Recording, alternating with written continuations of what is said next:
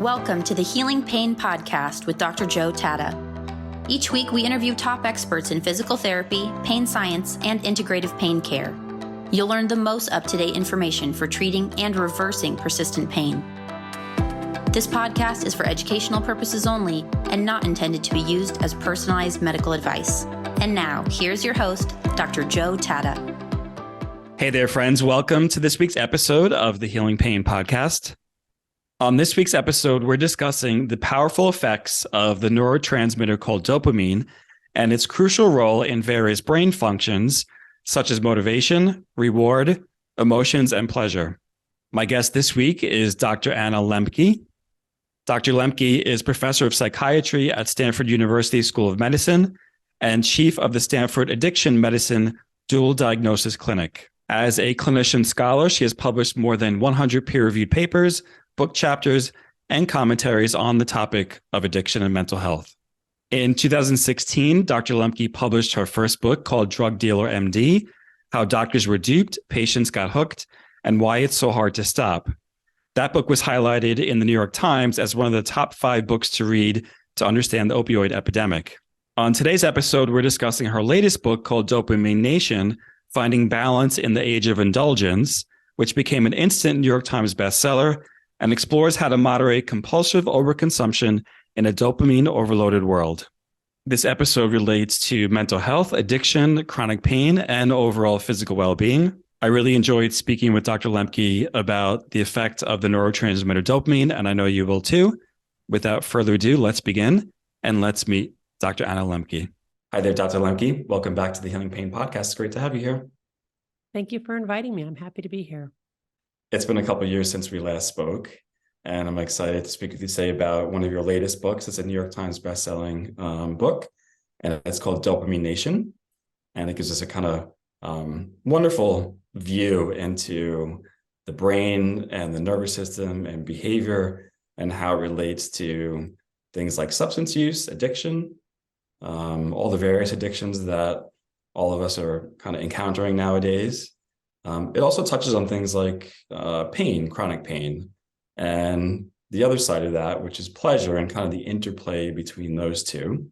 I think a really good kind of simple place to start, since the book is Dopamine Nation, is give us an idea of what dopamine is as far as a neurotransmitter and how or what the role it plays in addiction and substance use. So dopamine is a chemical that we make in our brain. It has lots of different functions, but one of its primary functions is the experience of pleasure, reward, and motivation.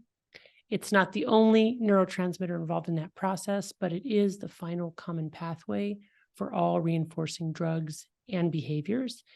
And neuroscience has revealed a dedicated brain circuit consisting of a number of different regions: the prefrontal cortex, the nucleus accumbens, the ventral tegmental area, which are rich in dopamine-releasing neurons. The more dopamine that's released in the synapse being that space between neurons, and the more quickly that dopamine is released, the more likely that substance or behavior is to be reinforcing or something that we want to do again. Mm-hmm. So a certain behavior, so for example, a cup of coffee could release a different amount of dopamine versus, let's say, a 20-minute run on a treadmill. So that's an interesting comparison, because the way that dopamine is released in response to coffee and a 20-minute run on a treadmill is different, in that caffeine is a stimulant. So it's what we consider to be an intoxicant or to be directly reinforcing. So it will release dopamine, directly into the reward pathway. Whereas something like running on a treadmill or exercise more broadly is actually immediately toxic to cells. And dopamine is released, but it's released in response to perceived injury, which is a slightly different mechanism, because it comes after the exercise, not in direct response to the exercise itself. And that turns out to have very important implications for, how we get healthy dopamine. in an enduring kind of way. The other thing that's super important to keep in mind is this concept of drug of choice. So what releases a lot of dopamine in your reward pathway may not release a lot of dopamine in my reward pathway, and vice versa. So we're all wired slightly differently. In general, things that are intoxicating for one person are usually intoxicating for most people. So they're intoxicants, right? They get us high pretty much by bypassing the work we have to do and directly going to, the lever and pressing it and getting a flood of dopamine, which is why they're so potentially addictive.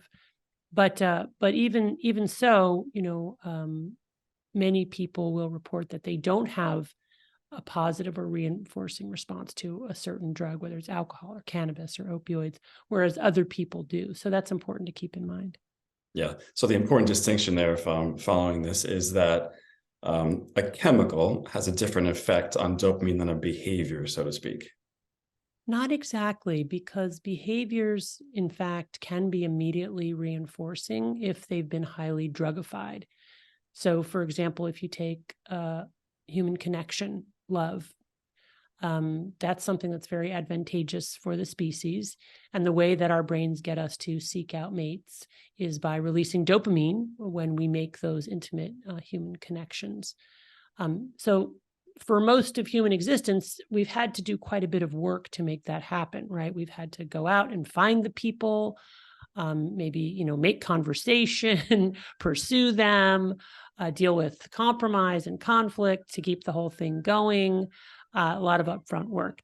But with social media, essentially, we've turned human connection into a drug with very little effort. Swipe right, swipe left, click like. We can see this beautiful face. We can get an AI bot to tell us how beautiful we are, et cetera, et cetera. So what's happened is that essentially a behavior that was basically healthy and required work and gave us dopamine after we put the work in has now turned into an intoxicant that releases dopamine immediately in the exact same way that something like cocaine or opioids or alcohol can do. So behaviors can release dopamine as quickly and as potently as addictive drugs. So well said, because I think it starts to give people the idea that addiction is extremely multifaceted, and obviously it is complex, and it's not just about the substance that someone's taking, but it's really the whole context that's happening around the event, if you will. You said something a couple of moments ago that I'm sure our listeners probably keyed into, especially those in the realm of physical therapy and exercise. And you said that exercise is toxic, right? And I think we can definitely see how exercise can be both positive and negative. But when you're talking about it kind of in this context of addiction, what does that really mean as far as exercise being toxic? So exercise is well known to be immediately toxic to cells in that it's a stressor. It's a biological stressor. But we also know through lived experience and really mountains of science that exercise is very healthy and makes us more resilient, robust organisms. So how can we reconcile those two things, that it's toxic to cells, but it's healthy? And we do this through the science of hormesis. Hormesis is Greek for to set in motion. And what we're, in fact, setting in motion with exercise is the body's own physiologic healing mechanisms. So when we exercise, we are exposing our body to a stress, but we're also triggering our body to start to make more of the feel-good hormones and neurotransmitters that give us that high, that post-exercise high. That's things like dopamine, but also things like norepinephrine, serotonin, our own endogenous opioid system, our own endogenous cannabinoid system. So, that's why exercise is healthy, because if we get just the right amount of exercise, we upregulate our own feel-good neurotransmitters. Of course, we can overdo it. If you do too extreme a form of exercise or just too much exercise in terms of quantity and frequency, you can get to a place where you've really crossed over the tipping point, and now you're leading to a level of biological stress that your body can't respond to in a healthy way. This is like overtraining syndrome or exercise addiction. And then all of a sudden, this thing that was healthy can become unhealthy. Mm-hmm. And then wrap that into this concept of the pleasure pain balance that you talk about in the book, because just the concept of exercise. I think you're starting to talk in some way about that pleasure pain balance and what happens, neurophysiologically in the body. Yeah. So one of the very exciting findings in neuroscience in the past 75 years is that pleasure and pain are co-located in the brain. And we know this through animal studies, structural and functional neuroimaging studies in humans, neurophysiologic studies, electrophysiologic studies. And what that means is that pleasure and pain are intimately related to each other. They're purely relative, and they work like opposite sides of a balance. When we experience pleasure, that balance tips one way. Pain, it tips another. Think of a central beam on a fulcrum, kind of like a seesaw in a kid's playground. But there are certain rules governing that balance. And the first and most important rule is that the balance wants to remain in the level position. That is to say, level with the ground, or what neuroscientists call homeostasis, such that with any deviation from neutrality, our brains will work very hard to restore a level balance. And they do that first by tipping an equal and opposite amount to whatever the initial stimulus was before going back to the level position. So if you imagine, we ingest some kind of intoxicant that releases dopamine, our pleasure pain balance goes down hard to the side of pleasure. No sooner has that happened than our brain adapts to increased dopamine firing by downregulating dopamine production and transmission, involuting postsynaptic dopamine receptors. This is called neuroadaptation, and you might imagine this as these little gremlins hopping on the pain side of the balance to bring it level again. But the gremlins like it on the balance, so they don't get off as soon as the balance is level. They stay on until it's tilted an equal and opposite amount to the side of pain. That's the come down, the hangover, the after effect, that moment of craving our drug. Now, if the drug is readily available, we will probably reach for it again. If it's not, if we live in a world of scarcity and we've eaten it all up or ingested it, then those gremlins sort of hop off and homeostasis is restored. But we don't live in that world. We now live in this world of overwhelming abundance. Almost everything has become drugified. We've got increased access, quantity, potency, novelty. TikTok is literally infinite. And what happens as we then continue to consume our drug of choice over days to weeks to months to years is that we get more and more gremlins on the pain side of the balance, enough to fill this whole room. And eventually they are camped out there, tents and barbecues in tow. And now we've changed our hedonic or joy set point, and we are entering addicted brain. Now we need more of our drug in more potent forms, not to get high and feel good, but just to level the balance and feel normal. And when we're not using, we're walking around with a balance that's chronically tilted to the side of pain. We're in a chronic dopamine deficit state, the universal symptoms of which are anxiety, irritability, insomnia, depression, and craving. And so one of the big hypotheses in my book, Dopamine Nation, is that the reason that we're seeing increasing rates of anxiety, depression, and suicide all over the world, but especially in the richest nations, is because we are bombarding our reward pathway with too much dopamine, which means that the intervention there is to, number one, abstain from these highly reinforcing drugs and behaviors for long enough to allow those neuroadaptation gremlins to hop off the pain side of the balance and for homeostasis to be restored so that we can again have access to more modest pleasures. But the other somewhat counterintuitive intervention is to actually intentionally do things that are hard, because by pressing on the pain side of the balance, we get those neuroadaptation gremlins to switch sides and go over to the side of pleasure, which ultimately resets our hedonic set point to the side of pleasure, wherein we are more resilient in the face of suffering and we have more access to everyday joy. And that's hormesis, right? And examples of that are exercise, but also things like ice cold water plunges, really any kind of effortful mind-body work that is difficult, challenging, maybe even painful, but not too painful, right? We don't want to, don't go overboard, but also psychologically and emotionally challenging things like forcing ourselves to write a thank you note, or to say we're sorry, or to clean out the closet, or to go out and do some gardening, or to order directly from the barista instead of using our app, et cetera, et cetera, et cetera. That's funny. I see so many people use apps now in New York City when I go for coffee. Yeah. I still walk in with, I place an order, and sometimes I even pay cash or credit, and people just walk in, they pick it up, and Yeah. they leave. So it's interesting how much our world has changed. Yeah. So you have this, obviously, this kind of seesaw image in your mind with pain on one side and pleasure on the other.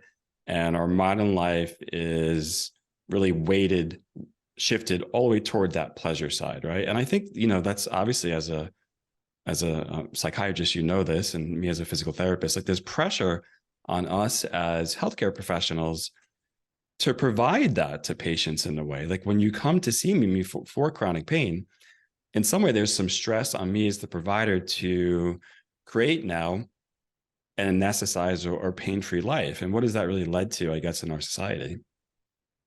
Well, that has contributed greatly to the problem, because now we have these narratives that we've constructed and condoned together as a society that say that pain in any form is bad, it's dangerous. If you have a doctor or a physical therapist or any kind of healthcare worker who can't get rid of that pain, then something's wrong with them. You need to go find somebody else, or perhaps they have the secret to, remove your pain and they're withholding it. So they're evil on top of being incompetent. Yeah. And again, this is not to say that physical pain and suffering and disease and all that stuff isn't real. And I mean, it's terrible. And people do obviously struggle with terrible physical pain problems. But this does help explain why opioids, for example, are not the answer. Because opioids will initially work very well for many people, not all people, interestingly, but for very many people, they will take the pain away. But over time, what happens again is the brain adapts, and then you need more and more to get the same effect. And now, slowly but surely, you're changing your pain threshold so that you're tilting it to the side of pain even further than it was tilted originally before you stopped the opioids. And now you have pain in places that you didn't have before, opioid-induced hyperalgesia. So this pleasure-pain balance, it works the same whether or not you start out with a level balance or whether or not you start out to the side of pain, which people with pain do, right? They're not coming to us happy and fine. They're coming in pain. But the problem is that even those individuals are not immune to the physiology of dopamine neuroadaptation in this dopamine cycle, which is why, sadly, most medications do not work for chronic pain. And what probably works best over the long haul is doing things that are physically difficult in the moment, but ultimately reset those pain thresholds to the side of, analgesia. Yeah, a lot of that, the theory you have and the model you have, and it points. I'm happy to read it because when I see it, years ago there was this idea that when a patient came to physical therapy, if they had chronic pain, their exercise had to be 100% painless, and if you provided them with any exercise that was painful or caused any kind of discomfort, then that was not for them. And again, we're not saying that exercise should cause you to have long-term pain, because it should not. But if you go to see a professional who uses exercise as an intervention, it may be moderately unpleasant in the moment, and there may be something beneficial that's happening on a neurophysiologic level for the long term with regard to changing the nervous system, basically. Oh, absolutely. I mean, and our nervous system has evolved over millions of years to adjust to pain, to tolerate pain, to welcome pain. And I think that the growing rates of things like fibromyalgia, which we don't really have an understanding for why these individuals experience this terrible body pain. But I think some of it may in fact be due to our sedentary lifestyle or inactivity, that the brain doesn't know what to make. The brain cannot make sense of a body that is not in movement and that is not experiencing some degree of physical distress. That the brain is like, that's what's going on here. Something is, there's no movement happening. And so, then the body gets to be perceived as sort of like this dysfunctional thing. And it's spontaneously emitting signals that the brain then can't make sense of. Does it also help point to the idea that when someone, let's say, starts a meditation program or they start psychotherapy, that for some people, there may be a slight increase in their anxiety initially, and then maybe obviously a leveling off and things start to improve kind of later on. Well, I just sort of think of human existence as one long state of anxiety unless you're drugging yourself out of it. So yeah, I mean, every day is anxiety provoking, and anything new that we do is anxiety. Sure. Yes. In your book also, because we talked about you're talking about exercise a lot here. It was really interesting to read about wheel running in rodents. And I think there was an experiment where they placed a rodent wheel kind of like in an outside field. And they found that rodents and other animals also found this to be an addictive activity. And they actually would hop on the wheel and run kind of independently of any kind of researcher placing them in that. And what that really means, or what does that mean for things like overtraining syndrome, which is common that we see in, let's say, musculoskeletal care, and just, I think, chronic pain overall. Yeah, so this is, to me, a really fascinating story. Originally, scientists put these running wheels in rats' cages as a way to just simply measure physiologic activity. The rats would go on it and they would run, and they would kind of measure how much they ran on it. And it was considered to be otherwise an inert stimulus. And then they started using it as an alternative to drugs. So they would put the rat in a cage with a lever where they could get cocaine, and they would, either have a running wheel or not have a running wheel. And they found that some rats, if you gave them access to a running wheel, then they would press the lever less for cocaine. So that was like, oh, good, kind of the rat park experiment type, like, oh, if we just offer, enough healthy alternatives, then rats, and by extrapolation, people wouldn't get addicted to drugs or would use drugs less. But then some very clever folks began to see that there were some rats that would actually compulsively run on the running wheels. Like if you put ever smaller running wheels in there, they would like squeeze themselves into the running wheel to the point where their little tails would get bent up in whatever the curvature of the running wheel. And some rats, and they would like fly around that wheel, right? They'd be doing flips and jumping here and jumping there. And, some rat moms ignoring their babies so they could go on the running wheel. And some rats, in fact, running to the point of death, which then raised the fascinating question, wow, are running wheels in and of themselves addictive? And if so, why is that?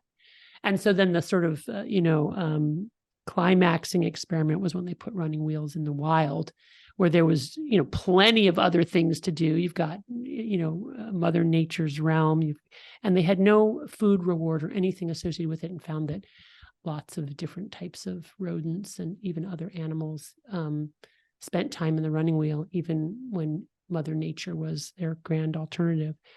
And this is a very nice way, I think, to think about the ways in which modern exercise has become drugified. It has been made more potent, more accessible, more novel, more of it.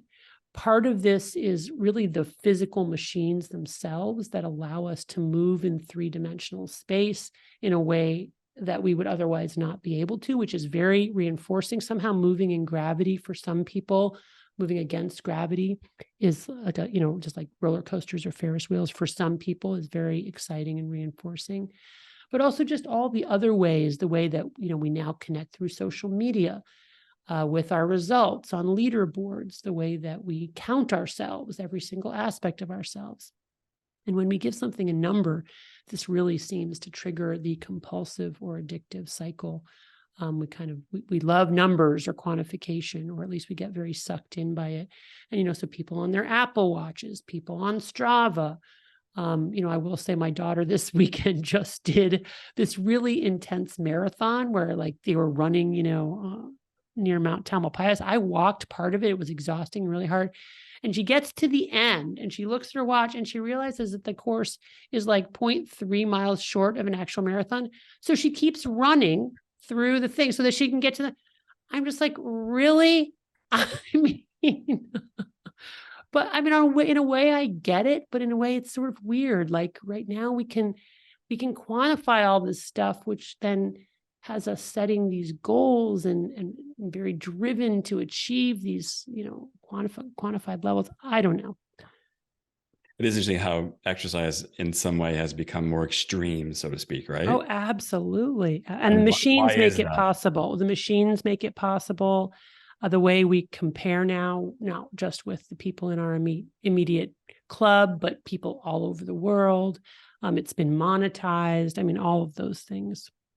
So the social aspect of exercise that you've mentioned, people have talked about this in extreme sports like CrossFit competitions, where there's a social component that feels supportive. So Right. you're more likely to return to, let's say, a CrossFit gym. But there's also a social component that feels like it puts a little bit of kind of pressure on you basically to perform or to, basically change your behavior or modify what you're doing in some way. You also talk about, kind of in that vein, you talk about social pressure and AA in your book, and both the pros and cons of that, but really kind of the social context that AA creates and how that relates to dopamine and reward, so to speak. Yeah. So, AA is this really remarkable social movement. It's about 100 years old, founded by two alcoholics who had tried everything, unable to stop drinking, and then realized that that by supporting each other in that process, alcoholics helping alcoholics, they could get and stay sober. And since then, the organization has just exploded. It's all over the world. There are millions of people who participate in AA and other 12-step groups. There's, almost a 12-step group for almost every ailment known to humans. And it's a really fascinating organization. And I think that the secret to its success is that it's very de-shaming for people who have problems stopping highly stigmatized behaviors. It's not the kind of club that anybody would want to be in, but once you find yourself in it, it's incredibly positive and supportive, because the secretive, shameful behaviors, most often related to addiction, that people have been engaging in are exposed and in the open. And furthermore, you get to hear other people telling their stories, which sound remarkably identical to your story. And so that there is this sense that, oh yeah, I'm not some kind of freak of nature, that this is a thing that happens to humans, and it happened to me too, namely my brain being hijacked by this rewarding substance or behavior, which my brain now mistakes for survival.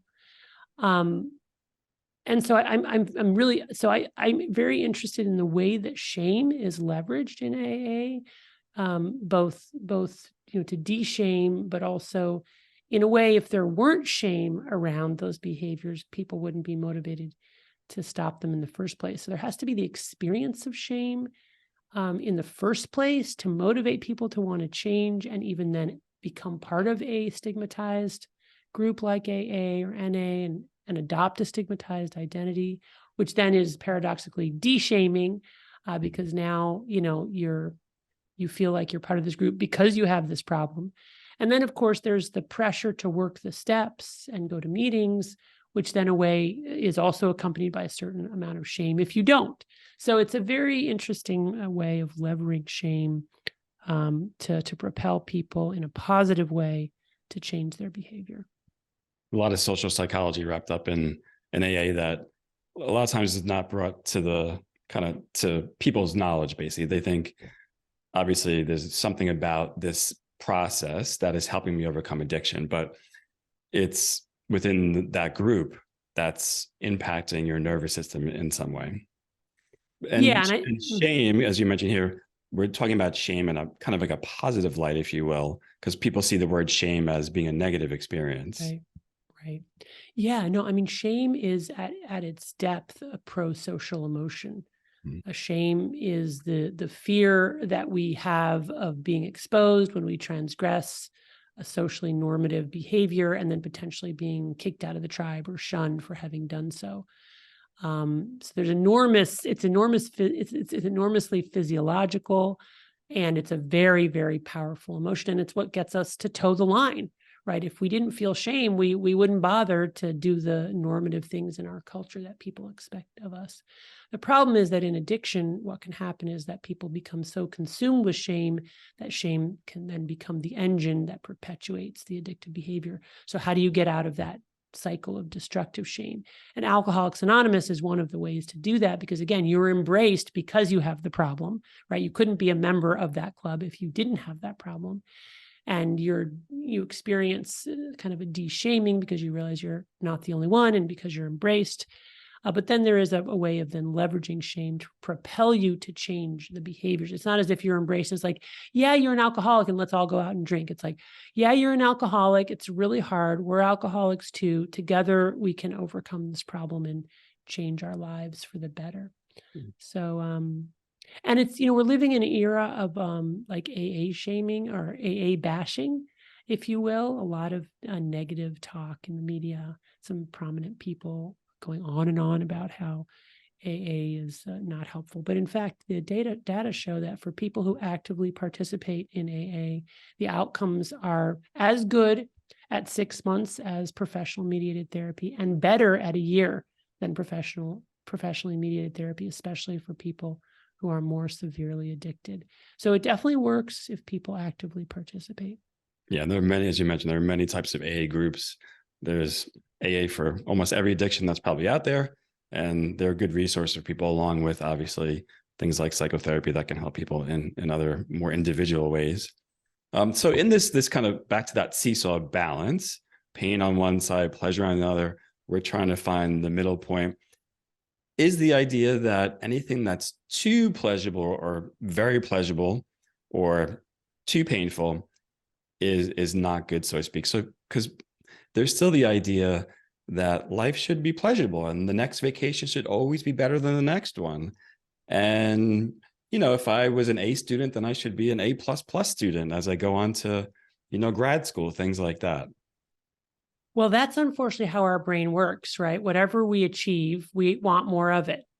And that's simply because for most of human existence, we've lived in a world of scarcity and ever-present danger. And the only way we've been able to survive that very hostile environment is by being the ultimate seekers, never satisfied with what we have, always wanting more, and experiencing a painful come down in the aftermath of intense, sudden pleasures, which then is the way that our brain gets us to, go look for some more of that, right? The problem is that now, everything is drugified. Everything is so reinforcing. The amount of dopamine we're experiencing in response to these ever more potent intoxicants is just, our brains are reeling. Our brains cannot, we don't know how to respond to this. And that's essentially the problem. We were wired for having to work up front to get a little bit of a handful of berries to sustain us for a whole day. Now you have blueberries as big as apples delivered to your doorstep, in large crates. So really, it's just a very different world. And we're really struggling to navigate this. And this is clear by the rising rates of addiction all over the world. 70% of global deaths are due to diseases caused by modifiable risk factors. And the top 3 are smoking, obesity, and our sedentary lifestyle. So we've clearly reached some kind of tipping point in terms of our consumptive behaviors, such that now we are like eating and titillating ourselves to death. Your first book was called Drug Dealer MD, and I think it did a wonderful job at raising awareness around how opioids can have potential negative to them in the world of pain medicine. We're not saying that there's not a place for them. Right. Obviously, prescription medication has a place in pain care, but oftentimes they're used inappropriately. What do you want people to kind of take away from this book? I think let's talk about practitioners first. I know a lot of practitioners read your books. How would you like to see this book inform how they practice, let's say, mental health? The 2 main ways I want to see it inform practice is, number one, by recognizing that many different parts of our lives have become drugified. We have drugs that didn't exist before, namely the internet and technology. And that when we're doing our screening and intervention, we can't just think of cannabis, nicotine, and alcohol. We need to think about online gambling, online pornography, social media, video games, online shopping. It's all become a drug. And then really screen our patients around their compulsive overconsumption of all of those behaviors. And food is a drug now, right? So that's the first thing. The second thing is I really want to shift the conversation on pain to recognize that we need a healthy dose of pain in our lives. Otherwise, our brains get really confused. And because we're living in a dopamine overloaded world, it's not enough to say passively that we'll walk the middle path. That worked when Buddha was alive. It doesn't work in 2023. Now we actually have to intentionally seek out painful or difficult things. We have to invite discomfort. We have to embrace a new kind of asceticism. And we have to intentionally insulate ourselves from intoxicants because they're everywhere and we're constantly being triggered and invited to use. And if we don't do that, what happens is that our willpower alone will not be able to withstand the pull of those constant invitations to consume. So we need to insulate ourselves from pleasure. We need to take periods of time where we're fasting from our drug of choice in order to reset reward pathways. And we need to intentionally and with regularity do things that are painful, difficult, hard, so that we can recapture healthy levels of dopamine firing. Really well said. One of the big takeaways I have from reading your book is that pain itself can actually become addictive, and the neural pathways for addiction in many ways look very similar to the neural pathways for chronic pain. Yes. So that's very true. Is at the same time that I'm saying, invite painful things into your lives, into your life, into our lives, you don't want to overdo it. If you press on the pain side of the balance too hard and too fast, you've essentially turned something that was going to be healthy into a drug, and you break the balance, the body and gets overwhelmed. And now you've turned this healthy thing into another intoxicant. For example, I'm not talking here about self-cutting or self-harm. What we know self-harm does is that it does in the short term, the first couple of times, release our endogenous opioids. Those are the opioids our body makes because our body senses accurately that we've been injured and then floods the system with endogenous opioids. But the problem with that as a coping strategy is that since we've used up all our opioids, there's nothing left. So then we need to cut more often and cut deeper, and it works less and less well over time. Whereas if we engage in moderately painful activities, as we were designed through evolution to do, walking, every day, swimming, any kind of mind-body work, usually a steady, low-grade movement. We were evolved to walk tens of kilometers a day. Then we don't ever enter that danger zone, I won't say ever. It's much more difficult to do that because we're just pressing gently on the pain side of the balance. We're not slamming down on the pain side of the balance. I used to have a gymnastics coach that would say a little bit of a stretch makes you stronger. Yeah, it's that idea that just a little bit of that uncomfortableness, that painfulness that you get from a stretch actually makes your body more resilient or stronger in the long term. Yeah. And let me just say, all of that engagement needs to occur in the context of listening to our bodies. So even when we're doing things that are hard, we're listening to our bodies. Is this the right kind of pain? Is this the right threshold of pain? It's not that we're cutting ourselves off from the kinds of danger signs or painful warning signals that we do need to listen to. And if we experience, we need to stop doing whatever that thing is. Dr. Lembke, it's been great speaking with you again on the Healing Likewise. Pain podcast about your book. It's called Dopamine Nation. Of course, everyone can find that online or at their nearest bookseller. Let everyone know how they can follow you and learn more about your work. There's a website about Dopamine Nation, dopaminenation.com. And then other than that, they can listen to Joe's podcast. Great. So make sure to check out the book, Dopamine Nation. Again, you can find it online or at any retailer. I want to thank Dr. Lembke for joining us again to talk about addiction, pleasure, and pain. Make sure to share this episode with your friends and family on your favorite social media handle, and we'll see you next week. Thank you for listening to the Healing Pain Podcast with Dr. Joe Tatta. To subscribe to the podcast and learn more, visit Integrative Pain Science Institute.com. That's Integrative Pain Science Institute.com.